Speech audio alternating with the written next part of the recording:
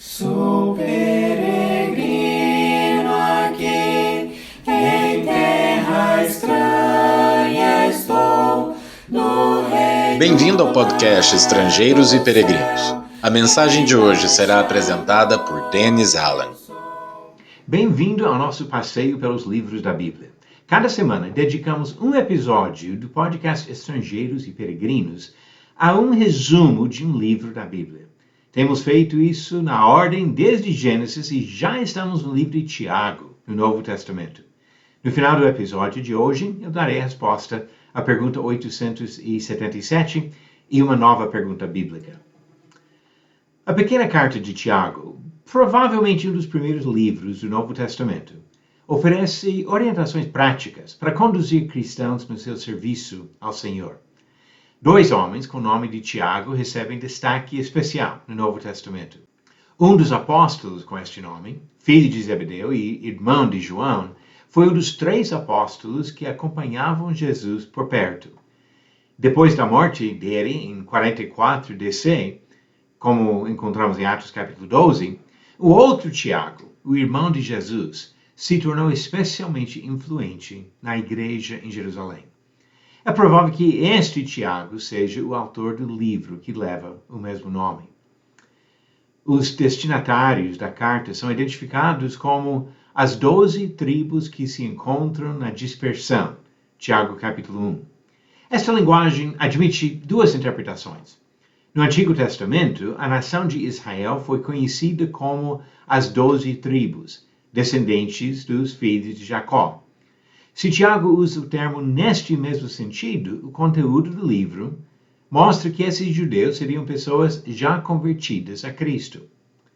Mas no Novo Testamento, o foco está em Israel espiritual, aqueles que imitam a fé de Abraão, independente da sua descendência carnal. O próprio Jesus introduziu esta ideia em João capítulo 8, e seus seguidores empregaram termos como judeus e as 12 tribos neste mesmo sentido. Pode ver exemplos disso em Romanos capítulo 12 e Apocalipse capítulo 7 e 14. A mensagem de Tiago é direta e bem objetiva. Diferente das epístolas de Paulo, Pedro e João, a carta de Tiago não inclui saudações pessoais. As exortações começam no 2º versículo e continuam até o último. Os temas abordados nos 5 capítulos de Tiago são diversos, todos focando a importância de viver conforme a fé. O capítulo 1 enfatiza as atitudes certas diante de provações e tentações e chama os leitores a serem praticantes e não apenas ouvintes da palavra do Senhor. Capítulo 2 aborda 2 assuntos. Primeiro, a condenação de preconceitos socioeconômicos na igreja. E segundo, a necessidade de obras que demonstram a autenticidade da fé. O capítulo 3 apresenta uma das advertências mais fortes do Novo Testamento sobre o uso errado da língua e nos chama a buscar a sabedoria divina. Capítulo 4 condena várias atitudes carnais que atrapalham o serviço a Deus. E o capítulo 5 encerra a epístola com várias instruções que exigem uma perspectiva eterna e espiritual, e não materialista e carnal. Encontramos em Tiago instruções simples, diretas e muito valiosas. Tratando das provações, ele disse: meus irmãos, tende por motivo de toda alegria o passardes por várias provações, sabendo que a provação da vossa fé, uma vez confirmada, produz perseverança. Sobre obediência à palavra de Deus, Tiago escreveu: tornai-vos, pois, praticantes da palavra e não somente ouvintes, enganando-vos a vós mesmos. E para combater a noção de salvação pela fé sem obediência, ele acrescentou no capítulo 2, verificais que uma pessoa é justificada por obras e não por fé somente. Porque assim como o corpo sem espírito é morto, assim também a fé sem obras é morta. Tiago mostrou sua preocupação com o perigo de alguém abandonar a fé em Cristo e encerrou a carta com orientações sobre o resgate dos desviados. Ele disse em Tiago 5, versículos 19 e 20: Meus irmãos, se algum entre vós se desviar da verdade e alguém o converter, sabei que aquele que converte o pecador do seu caminho errado salvará da morte a alma dele e cobrirá multidão de pecados.